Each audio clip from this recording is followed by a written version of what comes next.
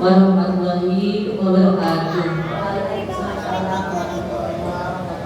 Alhamdulillahirabbil alamin. Wassalatu wassalamu ala asyrofil anbiya'i wal mursalin wa ala alihi wa sahbihi ajmain. Amma ba'du. Yang saya hormati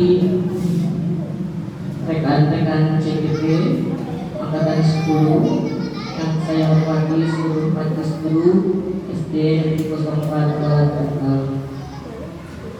Pertama, marilah kita panjatkan puji serta syukur kehadirat Allah Subhanahu wa taala yang pada kesempatan hari ini kita masih diberikan nikmat sehat sehingga kita bisa melaksanakan aktivitas sebagaimana biasanya. Salawat dan salam marilah kita aturkan kepada baginda Rasulullah Sallallahu Alaihi Wasallam dengan kurang-kurangnya mengucapkan Allahumma sholli ala sayyidina Muhammad. Baiklah, Bapak dan Ibu yang kami hormati, rekan guru, di sini kami bertiga, saya Sinta Siti Hasanah beserta rekan saya, ada Ibu Bibit Febrianti, dan yang satunya lagi ada Ibu Vera Hermina, merupakan calon guru penggerak angkatan 10 dari SD Negeri 04 Kuala Tegal. Di sini kami bertiga akan menjelaskan atau memberikan pemahaman atau diseminasi tentang budaya positif.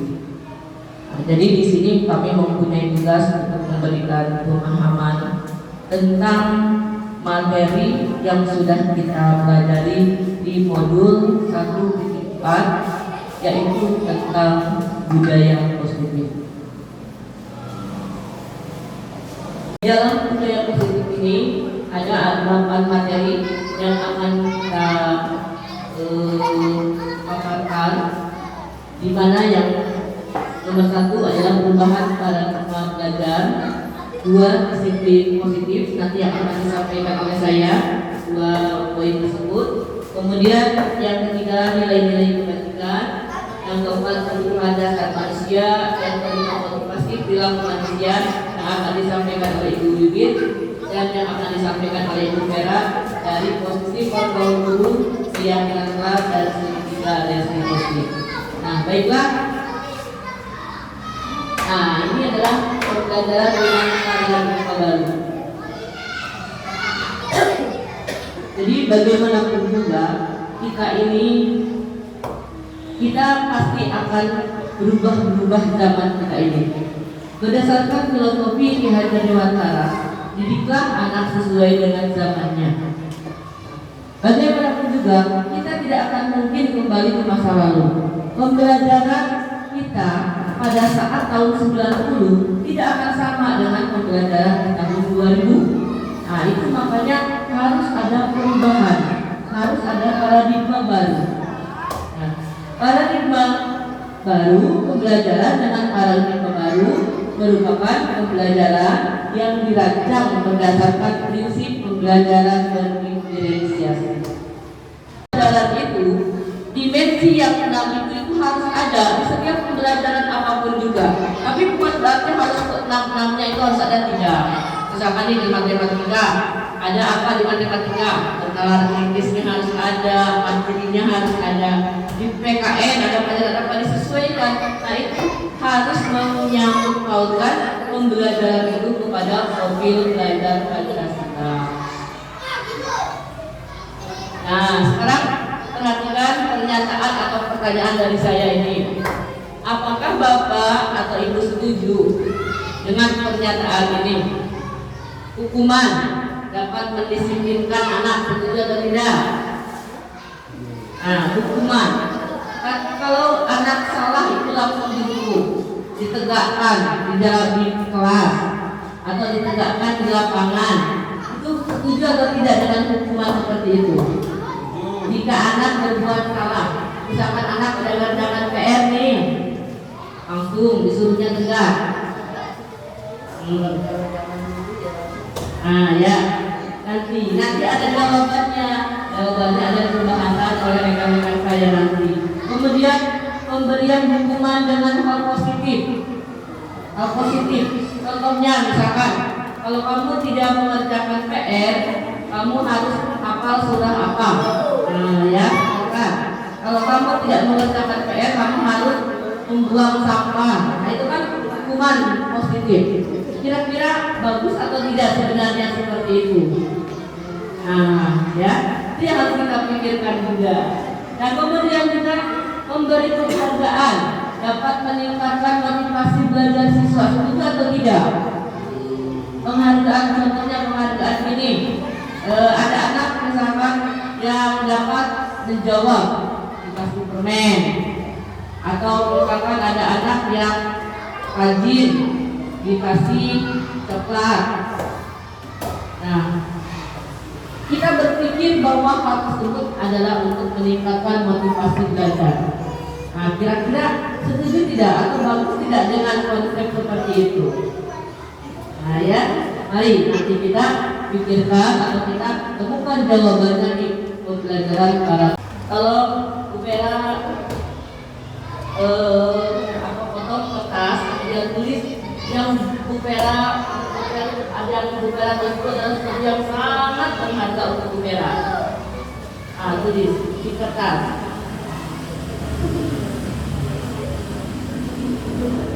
Dari genggam sangat kuat sekali.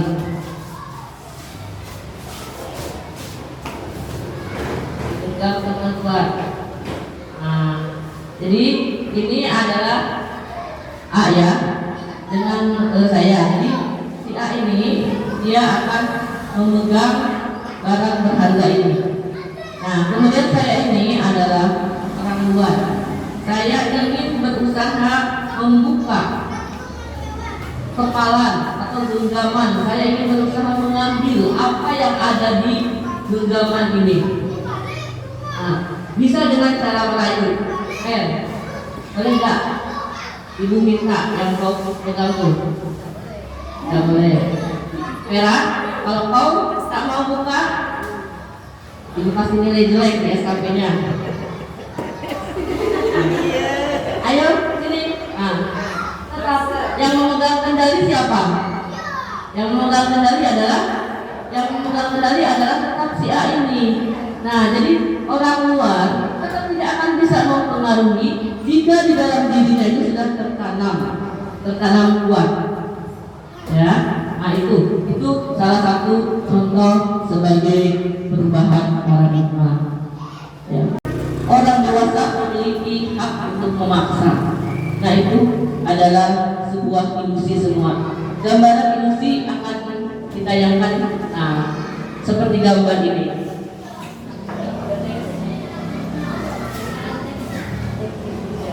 Tentang teori kontrol. Jadi perbedaan pemahaman tentang konsep teori kontrol. Jadi teori kontrol itu adalah teori yang berasal dari diri sendiri. Misalkan di sini, guru mengontrol murid, gambarannya seperti ini. Seolah-olah guru itu bisa menggenggam murid. Seolah-olah guru itu bisa mengatur-ngatur murid. Nah itu ilusi. Kita kadang berpikir seperti itu. Murid itu ada di dalam genggaman kita. Nah itu yang harus kita ubah pola pikir seperti itu. Kemudian ini yang kedua, ilusi bahwa semua penguatan positif, efektif dan bermanfaat itu dalam bentuk seperti memberikan penghargaan. Misalkan anak sudah berulang-ulang melakukan kebaikan, kemudian kita kasih penghargaan terus. Anak melakukan lagi, dikasih penghargaan lagi. Anak melakukan lagi, dikasih penghargaan lagi. Menurut kita secara ilusi itu bagus. Tapi ternyata di jangka yang akan panjang, anak tersebut akan ketergantungan dengan penghargaan tersebut. Anak akhirnya akan merasa bosan juga dengan sendirinya. Nah itu ilusi bahwa semua penguatan positif, efektif dan bermanfaat. Nah kemudian yang selanjutnya ilusi bahwa kritik dan membuat rasa bersalah mampu menguatkan karakter. Ini justru yang akan mengakibatkan identitas gagal, fatal. Guru hanya bisa mengkritik, siswa. Kamu salah, kamu begini, kamu begitu, tanpa mengetahui kondisi anak itu sendiri, hanya bisa menyalahkan saja. Nah, kemudian merasa bersalah. Anak itu disuruhnya untuk merasa bersalah. Nah, kamu tidak piket hari ini. Kamu mau ya ibu dimarahin terus sama ibu kepala sekolah?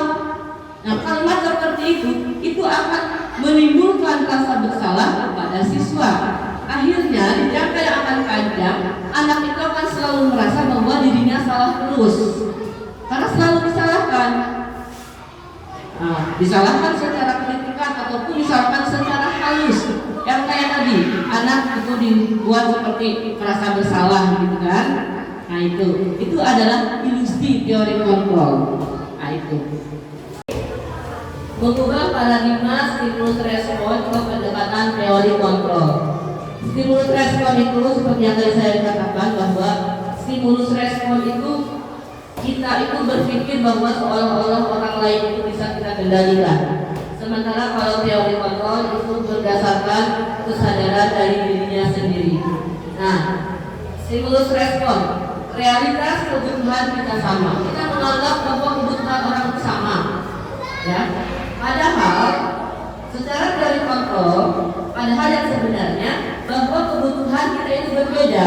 Tidak ada manusia ini yang mempunyai kebutuhan yang sama. Begitupun kita menganggap kepada siswa, jangan pernah menganggap siswa kebutuhannya itu sama. Beda. Setiap siswa itu mempunyai kebutuhan yang berbeda-beda. Kemudian yang kedua, kalau stimulus responnya, semua orang melihat hal yang sama. Teori kontrolnya, setiap orang memiliki gambaran yang berbeda. Paham lah ya di sini. Nah, jadi setiap orang itu pasti mempunyai penilaian tersendiri terhadap apapun juga, mempunyai gambaran yang berbeda. Kemudian yang selanjutnya, kita mencoba mengubah orang agar berpandangan sama dengan kita. Nah, ini yang kayaknya semua orang disuruhnya sama dengan kita. Nah, teori kontrolnya, kita berusaha memahami pandangan orang lain tentang kita. Jadi harus selalu berpikiran positif. Perilaku buruk dilihat sebagai suatu kesalahan. Nah, kalau misalkan ada anak yang sering terlambat datang atau tidak bertugas, itu selalu kita anggap buruk, selalu anggap kita salah, tanpa kita mengetahui apa penyebabnya. Nah, di teori kontrolnya, semua perilaku memiliki tujuan. Respon pemaksaan ada pada saat bukan gagal. Jadi ketika kita gagal membujuk, padahal seharusnya nih kolaborasi dan konsensus menciptakan pilihan-pilihan baru. Beda ya, ketika kita dipaksa dengan diajak berdiskusi itu berbeda. Kita dipaksa untuk melakukan sesuatu, tapi anaknya tak mau. Tapi kalau kita diajak diskusi dulu, nah ya, diajak berkolaborasi, nah pasti akan tercipta sebuah keyakinan yang bisa. Ya. Kemudian kalau stimulus respon, model berpikir menang kalah. Kalau kita kalah tuh dibilangnya oh kalah.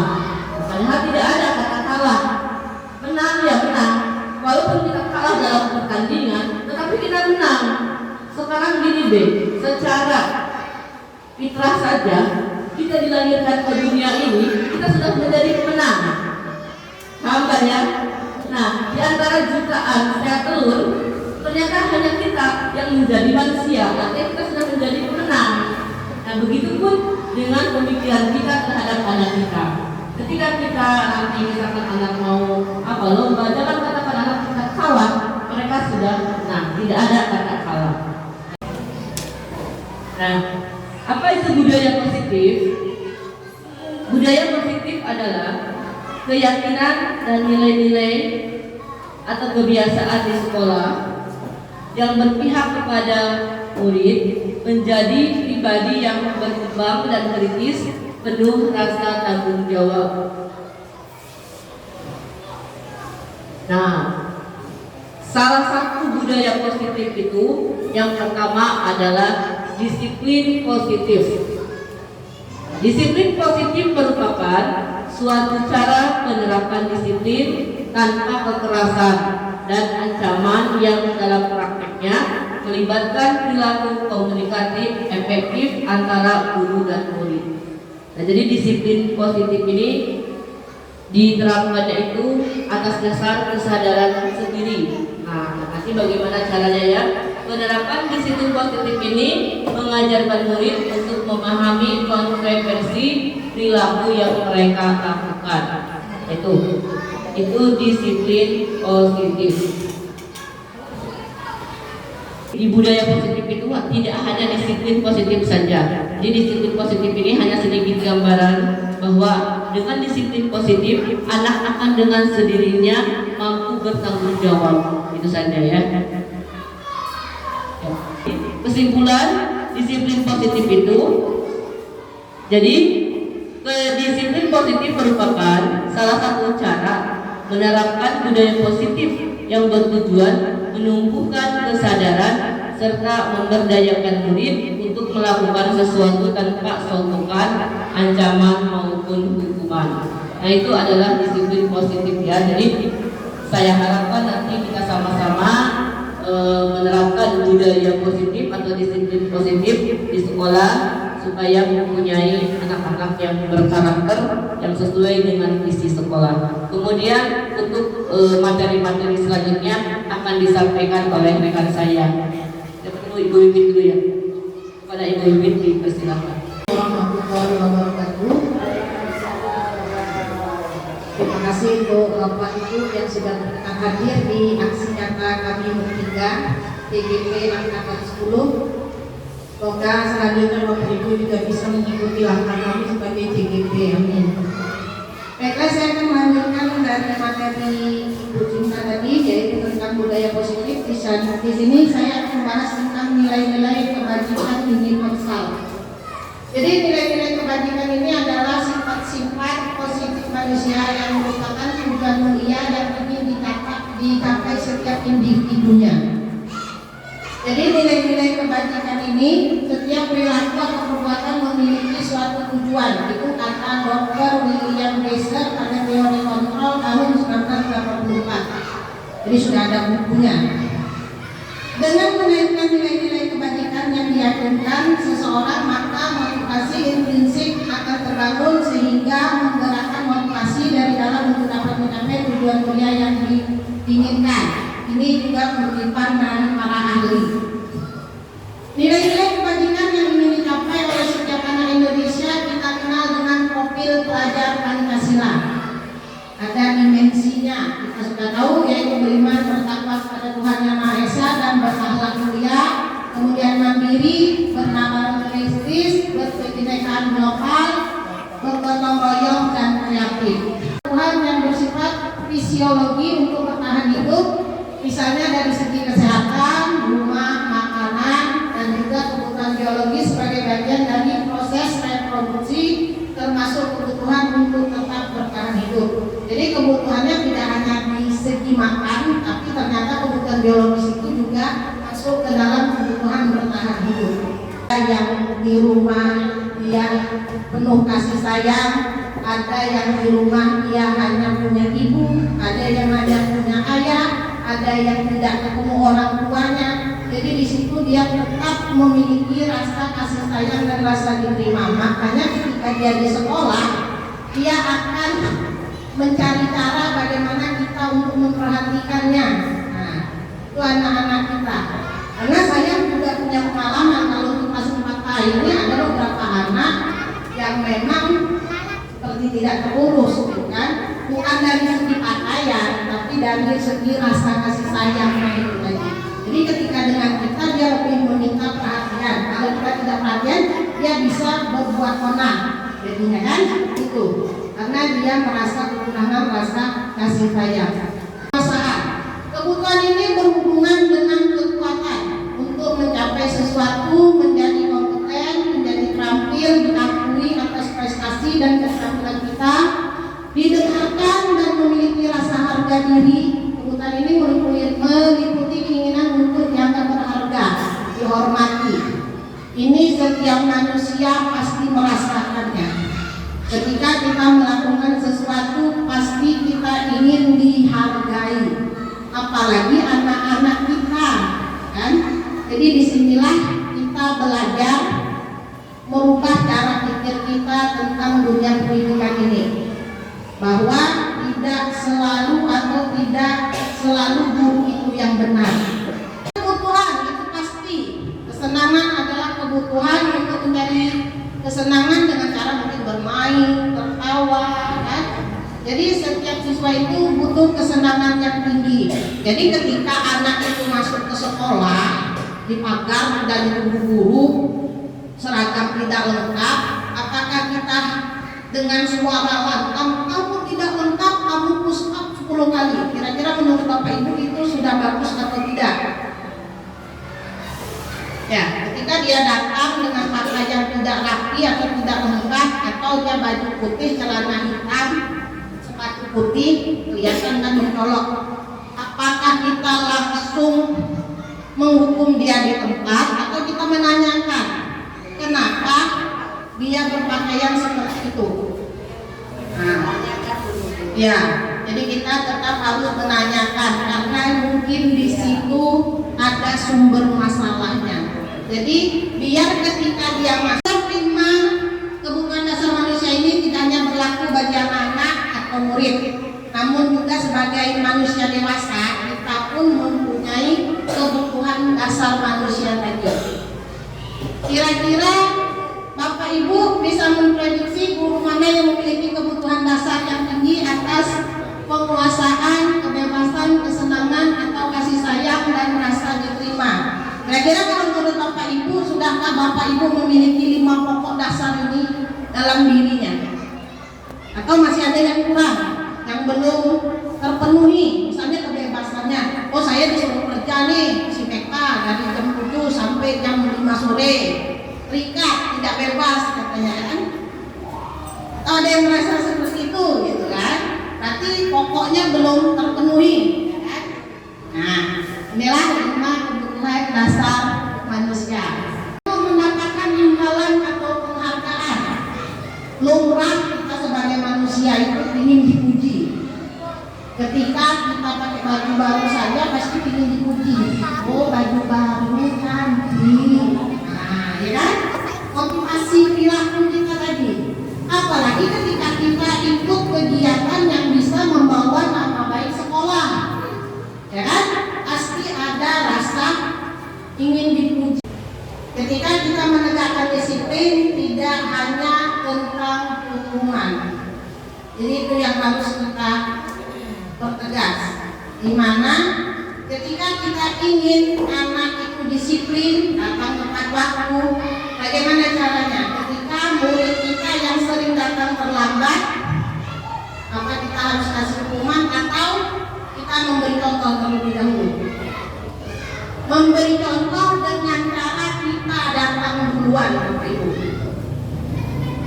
Di kelas saya ada beberapa anak yang datang biasanya jam 7.30, saya sudah dulu. Jadi kejadian itu 1-2 kali saya biarkan, saya tegur seperti biasa, kenapa terlambat gitu. Kemudian saya ubah pola saya berpikir, saya datang lebih dulu dari dia, akhirnya dia malu. Karena itu malu kalau sekarang duluan dia dari saya masuk ke kelas. Berarti sudah ada pola perubahannya tadi. Jadi tidak semena-mena ketika dia datang terlambat kita harus menghukumnya, bersihkan kelas, bersihkan tong sampah dan segala macam, karena justru itu akan menghambat pembelajaran yang akan diterimanya. Tentang hukuman itu termasuk dalam identitas gagal. Berarti kalau kita banyak memakai hukuman berarti kita masih gagal. Nah, jadi yang identitas hasilnya kita dengan kata disiplin ditambah disiplin positifnya, berarti ada pola yang harus kita ubah. Nah, kalau ini tindakan guru, saya mau nanya dengan Bapak Ibu, mencatat 100 kali di dalam buku kalimat saya tidak akan terlambat lagi ke sekolah, kira-kira termasuk hukuman atau konsekuensi? Hukuman. Hukuman. Lari mengelilingi lapangan basket 2 kali karena terlambat hadir di sekolah, hukuman atau konsekuensi? Hukuman: murid diminta untuk push up 15 kali karena tidak menggunakan masker ke sekolah. Kalau zaman COVID, masker wajib. Konsekuensinya kenapa? Ke masalah kesehatan.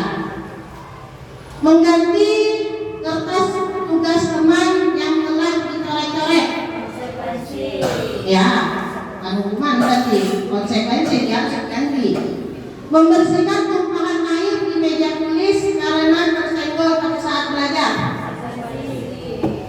Murid disuruh untuk menggunakan sepatu seharian di sekolah karena menggunakan sepatu seharian di sekolah karena tidak menggunakan sepatu hitam. Oh, ini sepatunya baik lain warna, jadi dia tidak boleh pakai sepatu seharian di sekolah. Kira-kira itu masuk hukuman atau konsekuensi? Hukuman. Lihat nanti. Lari mengelilingi lapangan basket 2 kali karena terlambat 10 menit untuk pelajaran PJOK.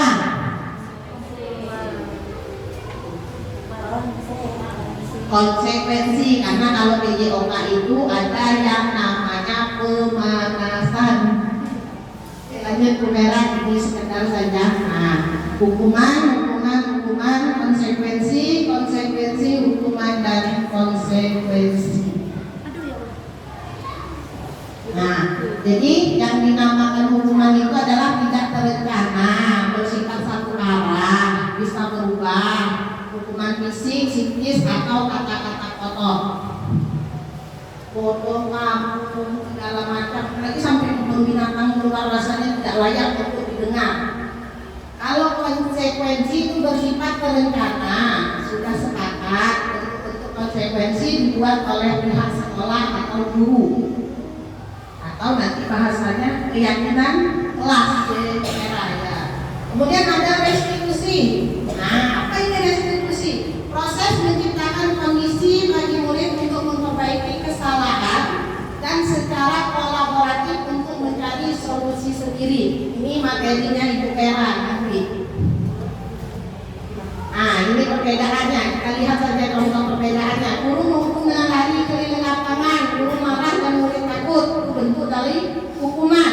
Kemudian kalau konsekuensi, guru memberikan konsekuensi untuk mengerjakan pada jam istirahat, guru tegas, murid menghormati peraturan. Kalau restitusi, menanyakan keyakinan kelas, lewat Ibu Vera yang jelaskan. Ini adalah teori motivasi perilaku manusia tadi. Tadi hanya jenis contohnya saja ya Bapak Ibu. Jadi ini teori motivasinya untuk menghindari ketidaknyamanan atau hukuman. Itu dinamakan dengan motivasi eksternal. Untuk mendapatkan imbalan, motivasi eksternal. Kemudian untuk menghargai diri sendiri adalah tujuan dari disiplin positifnya. Internal dewantara, merdeka itu artinya tidak hanya terlepas dari perintah, akan tetapi juga cakap buat memerintah diri sendiri. Masuk ke dalam motivasi hidup kita tadi ya. Nah, dihukum oleh penghargaan. Nanti ada juga ini, lewatkan saja Ibu Vera. Nah, penghargaan. Apakah itu termasuk dalam jenis hukuman atau memang dalam bentuk motivasi kebutuhan hidup? Menyesali masa lalu yang pernah terjadi sebelumnya, tetapi belajarlah dari masa lalu tersebut.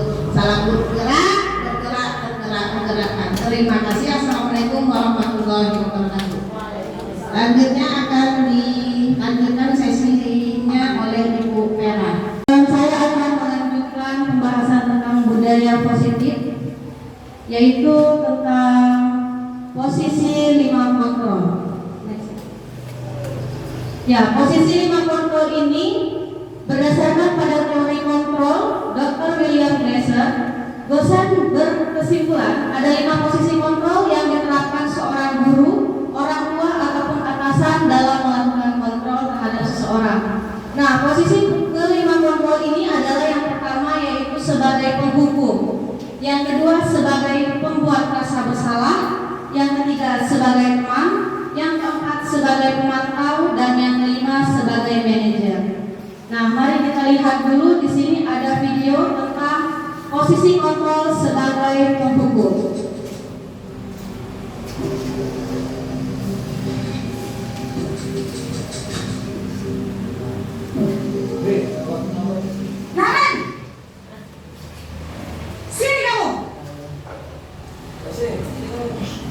pagi Bu.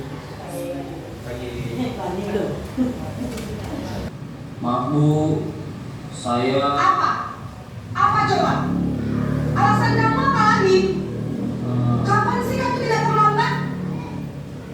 Malas sekali ya kamu jadi anak. saya Dasar pemalas. Gak kapok-kapok sih kamu. Sudah berapa kali terlambat? Sana, kamu keliling lapangan basket 2 kali. kenapa saya harus keliling lapangan basket Bu? Kenapa? Kamu ngelawan ibu. Berani-beraninya jawab. Sudah terlambat, masih berani jawab pula. Sekarang, keliling lapangan basket 5 kali sekalian. Biar kapok. Cepat.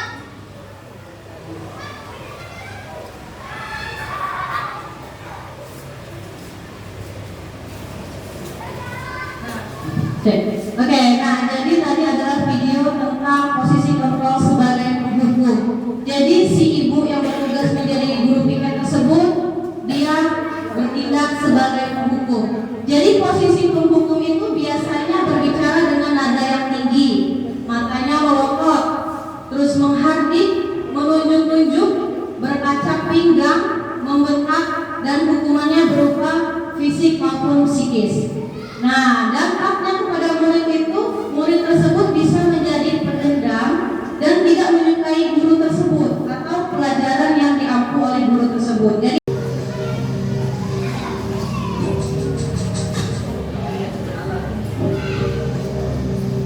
Naren,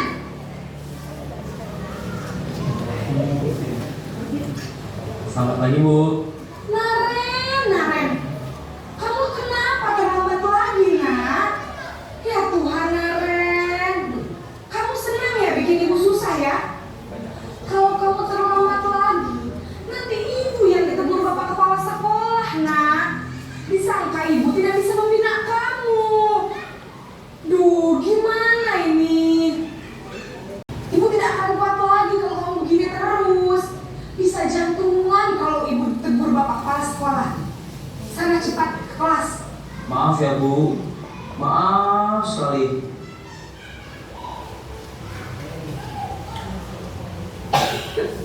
adalah posisi kontrol sebagai pembuat rasa bersalah. Tadi juga ada sedikit sudah disinggung oleh Ibu Sinta di awal pemaparan materi. Jadi posisi pembuat rasa bersalah ini biasanya berbicara dengan suara yang lembut, tenang, namun kata-katanya menyakitkan murid. Selanjutnya guru akan mengatakan hal-hal yang menyatakan kesalahannya itu ada pada murid, sehingga berdampak murid menjadi rasa bersalah atau tadi identitas gagal. Selanjutnya murid tersebut menjadi rendah diri, menarik diri dari lingkungan dan kurang percaya diri.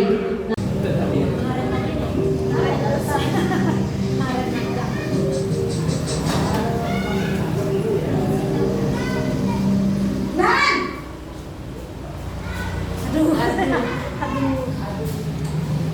Selamat pagi Bu. wah, sudah jam berapa ini, nak? Terlambat lagi ya, sayang. Iya Bu, habis tuh saya lupa membawakan saya Bu. Kamu malah menyalahkan ibu kamu. Kamu bukannya anak yang larinya paling kencang. Kok terlambat sih? Iya Bu, saya memang terlambat bangun tadi. Jadi biarpun saya lari kencang, tetap gak kekejar Bu. Ya sudah sana. Nanti lain kali larinya lebih kencang lagi ya. Biar gak terlambat lagi. Bikin seneng ibu. Demi ibu. Bisa kan? Bisa lah Bu. Ya sudah sana masuk kelas. Ibu beresin urusan absen kamu. Kamu ini ada-ada saja. Yang ini adalah posisi kontrol sebagai teman. Kontrol sebagai teman ini biasanya gurunya berbicara dengan suara ramah, cenderung bersenda gurau seperti bersama dengan teman. Nah, tapi dampaknya murid akan bergantung pada satu orang guru saja. Nah, murid menjadi tidak mandiri dan murid hanya berperilaku baik hanya kepada orang tertentu saja. Misalnya saya sebagai guru PJOK di dalam kelas, misalnya kelas 5B.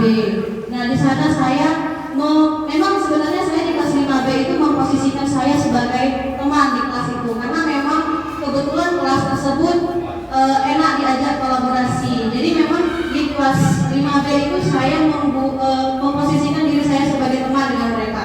Masuk kelas aja saya kadang biasanya, halo guys, ketemu lagi sama ibu. Jadi mereka tuh ada motivasi tersendiri gitu. Tapi memang saya tidak tahu dengan guru yang lain ya. Tapi memang murid tersebut kalau saya masuk mereka bisa saling menghargai. Ada satu orang, oh jangan ribut, ibu sudah masuk. Oh duduk jangan lari-lari. Nah jadi mereka saling bekerja sama gitu Bu. Selanjutnya kita bisa masuk ke ini biasanya berbicara dengan suara yang datar, tidak emosional dan tidak juga bersedia gurau. Guru mengarahkan murid berdasarkan peraturan dan konsekuensi. Jadi dia langsung seperti video tadi, kamu tahu kan peraturannya, kamu tahu kan konsekuensinya. Nah itu adalah sebagai pemantau. Dampaknya murid akan menghitung konsekuensi dan hadiah tanpa mengetahui nilai kebajikan yang dituju. Kembali lagi dengan materi Ibu Iwi tadi, yaitu motivasi ekstrinsik. Jadi dia melakukan sesuatu itu karena menghindari rasa tidak nyaman atau hukuman. Apakah Naren meyakini prinsip saling menghormati tersebut? Iya Bu, saya meyakininya. Apakah Naren bersedia memperbaiki masalah keterlambatan ini? Bersedia Bu. Bagaimana kamu akan perbaiki masalah keterlambatan ini? Saya akan coba untuk tidak lupa menyetel alarm saya Bu. Baik, kalau Naren lupa menyetel alarm di rumah, ada orang yang kira-kira bisa bantu mengingatkan tidak? Ada Bu. Kakak saya, Kak Emma. Ada lagi selain Kak Emma? Selain Kak Emma, ada ibu saya.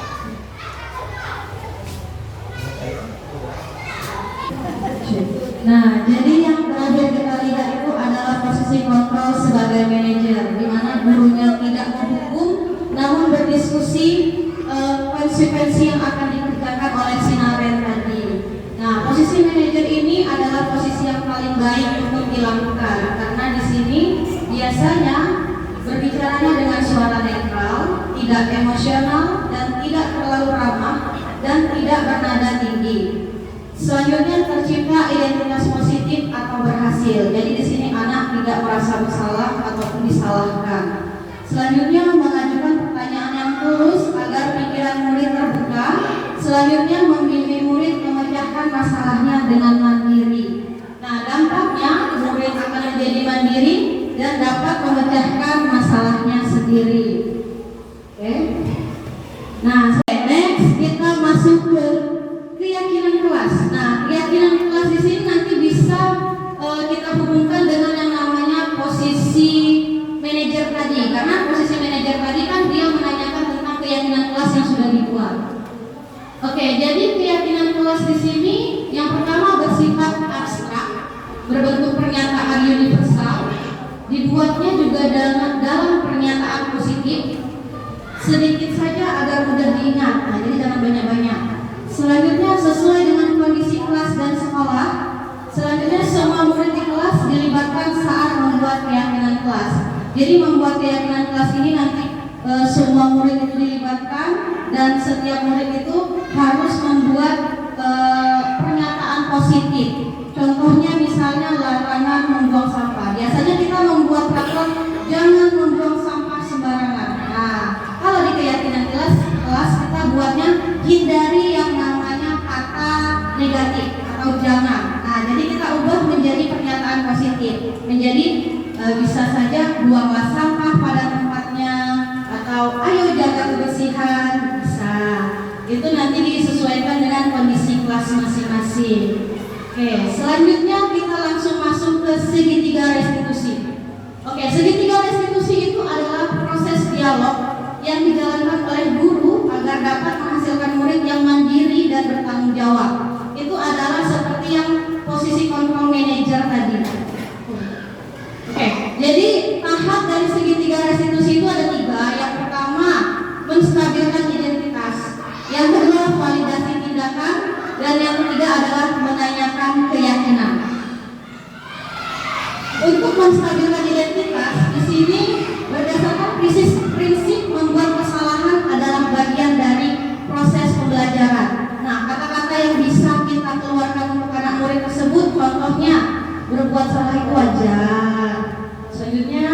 Tidak ada manusia yang sempurna. Ibu atau bapak juga pernah melakukan itu. Ibu atau bapak tidak mencari siapa yang salah, tapi ibu dan bapak ingin mencari solusi dari masalah ini. Nah, selanjutnya bisa juga kamu berhak merasa seperti itu. Nah, kata-kata itu adalah untuk menstabilkan identitas anak tersebut. Jadi kita tidak langsung menyalahkan, nah kok kayak gitu, kok begini, tidak langsung seperti itu. Hanya menanyakan keyakinan berdasarkan prinsip teori kontrol bahwa pada dasarnya kita termotivasi secara intrinsik. Nah, jadi kita kembali lagi ke percakapannya, apa keyakinan kelas kita, nilai-nilai apa saja yang telah kita sepakati bersama, kamu ingin menjadi orang yang seperti apa, terus apa yang harus kamu lakukan agar kejadian ini tidak terulang lagi. Jadi di tahap akhir ini kita itu mencari solusi, bukan kita sih, anak yang mencari solusi, tapi dengan bimbingan dan arahan dari guru. Jadi kalau seperti tadi kan Naren tadi dia terlambat ke sekolah, jadi solusinya langsung ditanyakan oleh gurunya, apa solusinya, bagaimana caranya supaya tidak datang terlambat. Jadi si Naren berkata kan, ada kakak saya, ada ibu saya yang bisa membangunkan saya. Nah, itu adalah solusi yang dikeluarkan oleh Naren, bukan dari ibu guru. Jadi kita menerapkan program disiplin positif, hendaknya guru memiliki standar kepribadian, profesional dan sosial yang baik, di mana guru mampu merefleksi dirinya dalam posisi kontrol saat ini. Bagaimana perjalanan dirinya sebagai among atau manajer yang menuntut murid menjadi insan yang baik, merdeka, dan bertanggung jawab. Oke, sekian dari pemaparan dari kami. Saya ucapkan terima kasih. Salam guru penggerak. Assalamualaikum warahmatullahi wabarakatuh.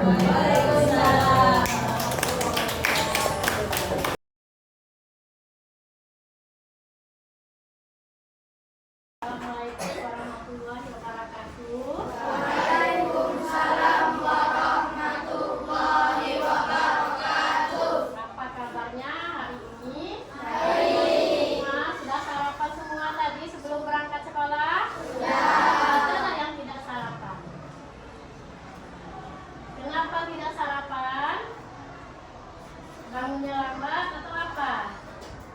Memang tidak biasa sarapan, ya? Ada yang merasa sakit atau demam?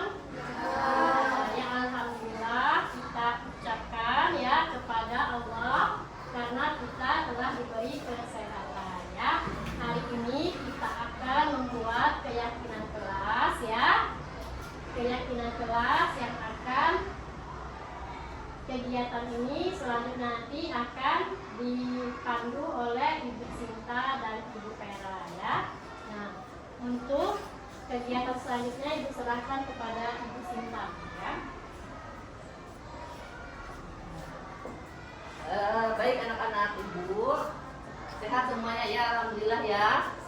Nah, seperti yang tadi sudah dibilangkan oleh Ibu Herlina bahwa pada hari ini kita akan membuat sebuah keyakinan kelas. Ada yang tahu keyakinan kelas itu apa? Ada yang tahu tidak? Tidak ada yang tahu. Kesepakatan kelas, dengan kata lain kesepakatan kelas. Jadi keyakinan kelas itu merupakan kesepakatan kelas yang dibuat secara bersama-sama antara siswa dengan guru. Jadi dibuatnya itu bersama-sama, ya. Bukan hanya sebuah peraturan yang dibuat oleh guru, tapi ini adalah sebuah keyakinan atau kesepakatan yang dibuat oleh bersama-sama, peraturan yang akan kita buat bersama-sama dan dilakukan juga secara bersama-sama. Itu kenapa penting sekali adanya keyakinan kelas. Tujuan daripada keyakinan kelas itu yang pertama, yang pertama menjalin komunikasi yang efektif antara murid dengan guru. Nah, jadi kan di sini ada kolaborasi nih, ada kerjasama. Apa sih yang diinginkan di dalam kelas ini? Nah, seperti itu ya, supaya kelas ini menjadi nyaman, menjadi enak untuk dijadikan sebagai tempat untuk belajar. Nah itu. Kemudian yang kedua, tujuan daripada keyakinan kelas itu supaya sebagai disiplin positif untuk keberpihakan kepada murid. Nah, itu yang diuntungkan adalah kalian, ya. Karena dengan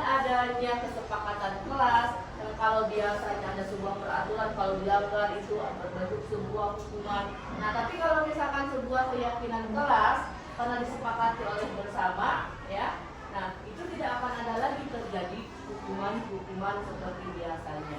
Nah, ini adalah keberpihakan kepada murid, salah satu keberpihakan kepada murid. Kemudian yang ketiga, tujuan daripada keyakinan kelas adalah untuk terbentuknya motivasi intrinsik. Apa itu motivasi intrinsik? Motivasi yang ada di dalam diri sendiri. Nah, karena keyakinan itu dibuat oleh diri kita sendiri, maka nantinya kita akan mempunyai rasa tanggung jawab terhadap apa yang kita buat tersebut. Paham tidak kira-kira?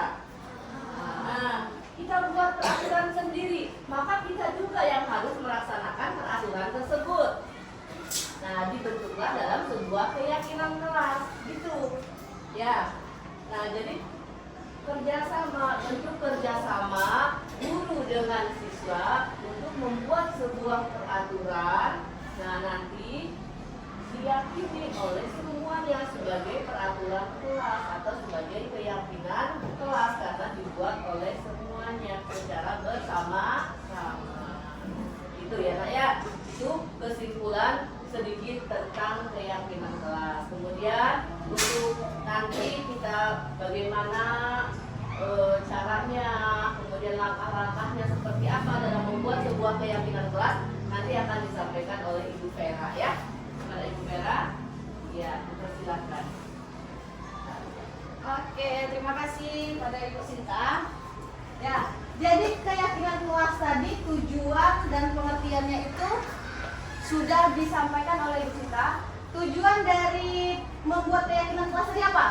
Ayo, supaya membuat, ya salah satunya memotivasi intrinsik, memotivasi kita dari dalam diri kita sendiri.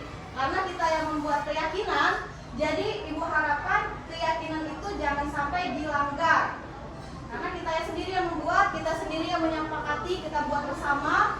Selanjutnya tujuannya tadi juga kata Ibu Sinta untuk membuat kelas kita menjadi aman, nyaman. Kira-kira selama ini kelas kita terasa aman nggak? Ada yang geleng, ada yang ngangguk. Ada beberapa yang aman katanya, ada beberapa yang tidak. Contoh, pena saja bisa hilang, betul atau tidak? Betul. Siapa yang sering hilang pena?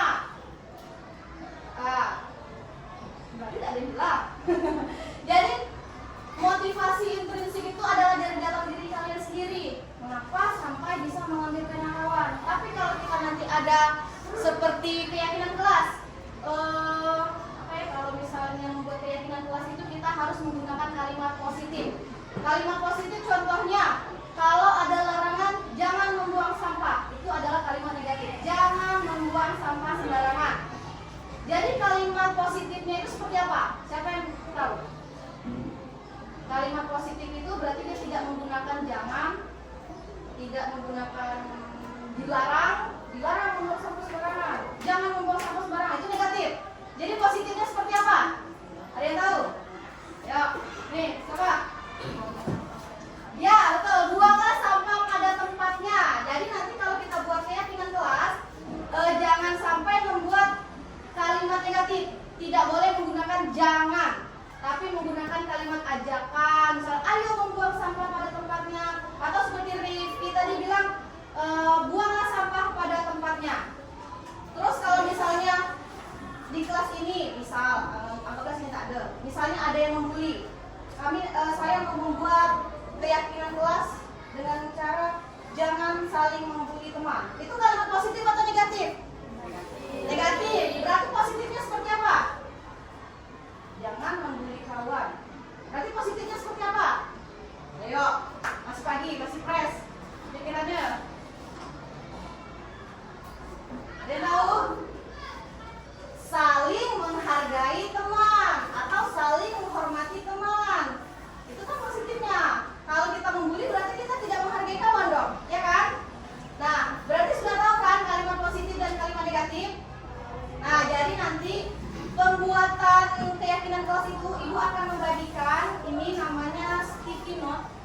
sticky note ini lembaran kertas yang bisa ditempel, ada lemnya. Nanti kita tempel di depan, satu orang dikasih satu.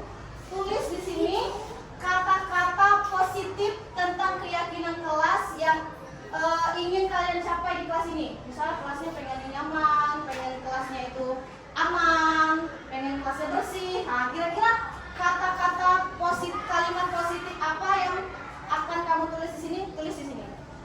Bisa? Bisa? Nah, satu orang ibu kasih satu. Nanti kalau sudah selesai, ibu kasih waktu baru tempel ke depan satu persatu. Oke ya? Nah, silahkan kita tulis kalimat positif yang ingin kamu buat, yang ingin kamu capai untuk kelas kita.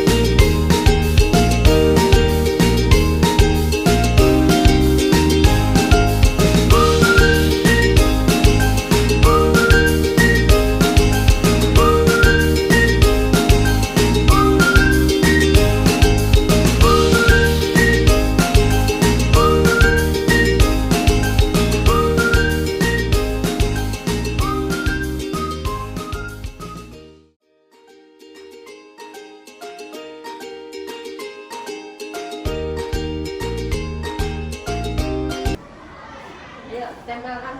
Tempelkan. Sudah. Sudah, Pak. Kayaknya sudah beberes semuanya. Ayo, tempelkan pada cuma pada malu-malu saja ya. Tempelkan. Ayo, tempelkan. Dari atas dulu, hati-hati. Terus yang ini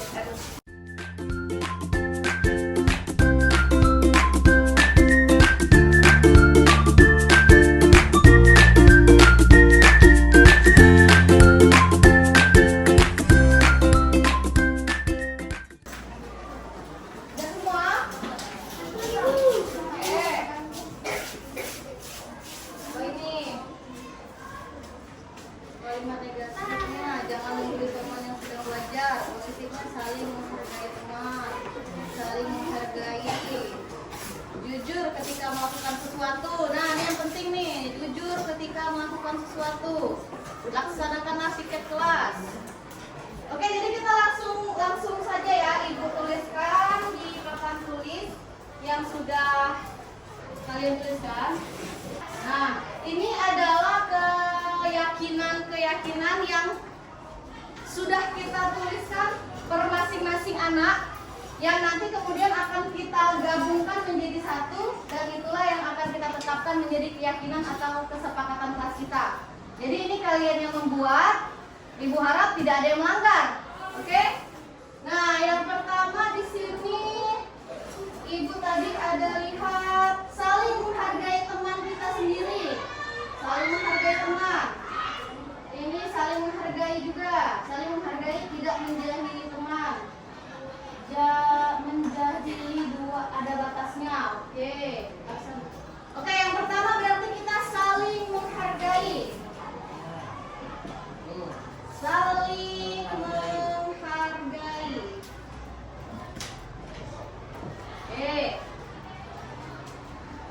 Sudah menghargai. Ayo menjaga kebersihan kelas. Laksanakan piket kelas. Ini saling menghargai juga. Jagalah kebersihan. Bersih, jaga kebersihan. Saling menghargai. Kebersihan, banyak yang kebersihan nih. Laksanakanlah piket kelas. Jagalah kebersihan kelas dan lingkungan. Membuat kelas bersih dan nyaman. Jagalah kebersihan kelas. Jagalah kebersihan kelas untuk kepentingan sesama. Ayo menjaga kebersihan kelas. Nah, kira-kira kata-katanya yang mau kita tulis di keyakinan apa? Yang kita ambil.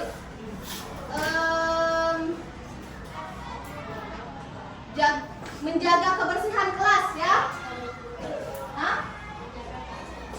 Oke, menjaga kebersihan kelas dan biar menjaga kebersihan kelas dan lingkungan. Percaya akan diri sendiri dan menghargai guru. Percaya akan diri sendiri ini contohnya kita bisa saat mengerjakan tugas kita tidak mencontek punya kawan. Kita percaya dengan jawaban kita sendiri, kita percaya dengan kemampuan kita sendiri. Berarti di sini percaya diri poinnya ya. Percaya diri. Bagus nih. Siapa tuh yang bikin tuh? Haki ya? Karena memang banyak anak-anak ibu nih yang kurang percaya diri. Padahal jawabannya sudah betul, tahan yang punya kawan. Datanglah ke sekolah tepat waktu, berarti disiplin, ya? Disiplin. Disiplin ini banyak, bukan cuma datang tepat waktu, mengantar tugas tepat waktu juga bisa. Ada lagi. Oh ya, jujur. Mana tadi yang jujur? Ada tadi baca jujur. Jujur ketika melakukan sesuatu. Jujur. Oke, saling menghargai, menjaga kebersihan kelas dan lingkungan, percaya diri, disiplin, jujur. Ada lagi. Saling tolong menolong. Ini ada Bu. Saling tolong menolong sesama teman. Berarti saling tolong menolong. Iya. Tolong menolong atau saling tolong menolong? Saling tolong menolong.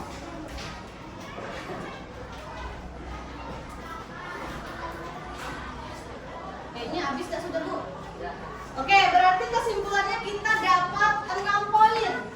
Ada 6 poin yang akan kita sepakati. Yang pertama, saling menghargai. Bisa kan semuanya saling menghargai? Bisa dong. Apalagi tadi yang bikin saling menghargai banyak. Menghargai termasuk kepada saling menghormati. Ya, saling menghormati termasuk juga. Poin yang kedua yaitu menjaga kebersihan kelas dan lingkungan. Selanjutnya poin ketiga yaitu percaya diri. Ini yang masih kurang. Kita tingkatkan lagi kepercayaan diri kita. Makanya kadang ibu sering bilang, biarlah nilai kamu rendah, yang penting kamu sudah mengerjakan sendiri, kemampuan kamu sendiri, daripada kamu dapat 100 tapi kamu tidak tahu apa-apa, kamu nyontek punya kawan. Nah, paham kan? Selanjutnya yang keempat, disiplin. Ibu, Disiplin itu termasuk kepada datang tepat waktu, pada waktu yang sudah disesuaikan di sekolah. Misalkan jam 7.15 sudah masuk dalam kelas. Artinya kalian harus datang sebelum jam 7.15. poin yang kelima, jujur. Ini penting, jujur. Coba sekarang sama-sama kita pikirkan selama ini kita sudah menjadi pribadi yang jujur atau belum? Belum. Karena tadi aja. Apa? Contohnya apa? Contohnya, kata ibu contohnya apa? Katanya belum kalian jujur nih. Apa pernah yang kalian lakukan ketidakjujuran yang pernah kalian lakukan apa? Satunya nyontek. Oke. Nyontek. Apalagi? Apalagi ada lagi dah. Nah, misalkan pergi ke kantin, bawa duit 10.000 yang diambilnya 5.000. Ada tidak nih? Siapa yang pernah? Oh, sini nggak ada Bu, sini anaknya bagus-bagus semua. Sini nggak ada. Iya, di sini semuanya jujur semua, bagus ya. Jadi kita harus mempunyai sifat jujur. Kemudian apalagi? Yang terakhir, saling tolong menolong. Saling tolong menolong di sini dalam hal apa? Iya, menolong kawannya dalam hal apa? Dalam kebutuhan maksudnya? Oh, minjamkan pena ke kawan gitu. Ada yang nggak bawa pena, patah pinjamin. Oke, saling tolong menolong. Apa lagi? Siapa lagi yang pernah menolong? Masuk siapa? Azam. Azam nolong apa? Nolong Upi. Nolong apa? Oh, udah bawa duit, jadi Azam pinjamkan. Wah, mantap tuh tangan Azam. Tapi dibayar nggak? Lutfi bayar nggak? Oh iya dong. Jangan keenaan, mentang-mentang dibayarin kawan, besoknya aku udah selalu bawa duit lagi. Jangan keenaan. Kalau kawan sudah membantu, kita balas juga dengan kebaikan. Oke ya? Jadi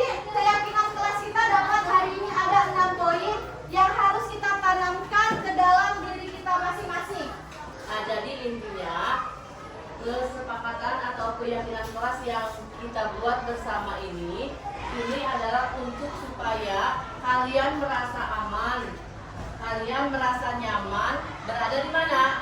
Berada di kelas. Jadi kalau kita sama-sama menyadari dan bertanggung jawab terhadap keyakinan kelas tersebut, maka kita akan nyaman berada di sekolah. Kita akan semangat datang ke sekolah. Kita akan semangat belajar di sekolah. Karena kita sudah mempunyai keyakinan kelas yang kita buat sendiri. Paham tidak nih? Jadi hanya ini saja tentang pemahaman daripada keyakinan kelas. Dan alhamdulillah pada hari ini juga kita kelas 5C sudah mendapatkan hasil daripada keyakinan kelas tersebut. Nah, jadi karena kalian barusan sudah menerapkan atau sudah membuat keyakinan kelas ini, sekarang kita tanda tangan kesepakatan kelas tersebut. Jadi harus ada tanda tangan nih. Nah, nanti kalau misalnya ada yang melanggar, tentu ada konsekuensinya. Nah kan, karena ini ada sebuah keyakinan kelas, kesepakatan kelas bersama, maka harus ada penandatanganan. Ya.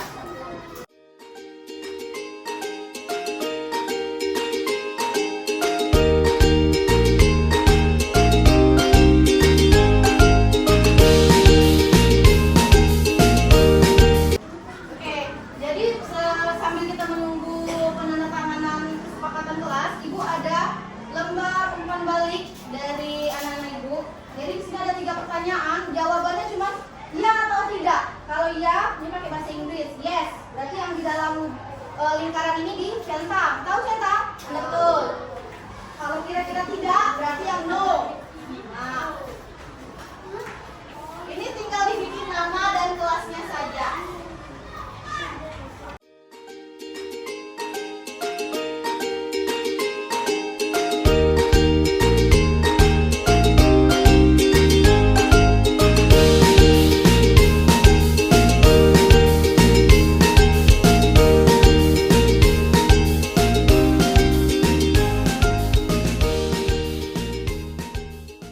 Assalamualaikum warahmatullahi wabarakatuh. Perkenalkan, nama saya Atifa Insyira dari kelas 5C. Saya merasa senang karena apa yang saya mau dan inginkan dapat dijadikan keyakinan kelas. Terima kasih. Wassalamualaikum warahmatullahi wabarakatuh. Assalamualaikum warahmatullahi wabarakatuh. Perkenalkan, nama saya M. Haris dari kelas 5C. Saya merasa senang karena diajak berdiskusi membuat keyakinan kelas. Saya menjadi lebih bertanggung jawab terhadap kenyamanan kelas yang sudah saya yakini. Terima kasih. Wassalamualaikum warahmatullahi wabarakatuh.